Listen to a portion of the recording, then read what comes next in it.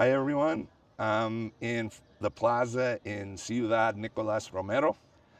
I am standing in front of the statue, Nicolas Romero. He fought in the Battle of Puebla to bring justice to Mexico. They wanted to kick the French out. That's where Cinco de Mayo comes from.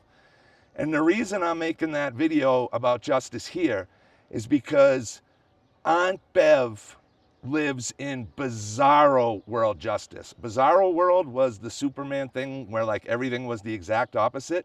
That woman actually ruled that justice would be better served if Karen Read wasn't allowed to tell the jury that the feds hired the ARCCA experts. So then we get an interview with one of the jurors from the first mistrial, and what did he say? They completely discounted the testimony because they thought that they were hired by either Karen's insurance company or TurtleBoy. How in the world is that justice? The jury was denied a very, very, very relevant and exculpatory fact. And Aunt Bev actually thought prejudicing the prosecution by telling them that telling the jury there was an investigation is more of an issue than her being prejudiced out of her First Amendment right to tell the jury a simple fact. ARCCA hired them. Like, it's beyond Bizarro World. And then we got Hank Brennan actually arguing in court that the ARCCA experts were too prejudicial to the prosecution after we already know from the jury that it was prejudiced against Karen Read because they completely discounted it. There was no prejudice that the jury thought that they were completely independent and they gave her a not guilty verdict. They completely discounted the evidence because they thought that they were hired with a bias towards Karen Read because Karen Read's First Amendment right, Congress shall make no law abridging the freedom of speech, was denied on such a simple, direct, undeniable fact. You know, it's one thing to say in a courtroom, you can't say aliens came down and did it. You know, you have to have a scientifically logical theory with experts who are accredited in their field. Those kind of restrictions make sense.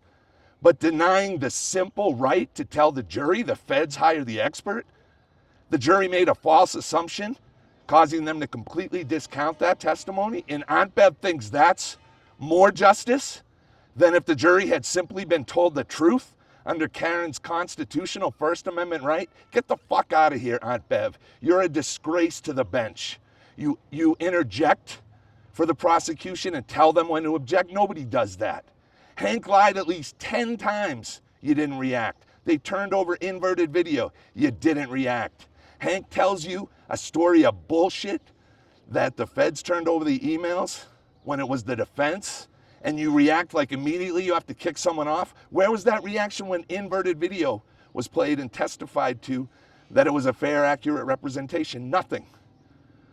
The missing video showing Higgins talking on the phone when he said he made no calls. 3 years later and after the first trial when they had it the whole time, nothing from you. You're a disgrace to the bench and you need to resign. Anyway, it saddens me that I have to live, or I'm from a state, I'm living in Mexico obviously, where there is no justice because judges think telling the jury the truth is more prejudicial than letting them make up a lie in their own heads. It's disgraceful, it's unacceptable, and that woman is a horrible judge. She should be fired immediately. Anyway, if you like the video, hit the like and subscribe buttons. I'll see you in the next one, and thanks for watching.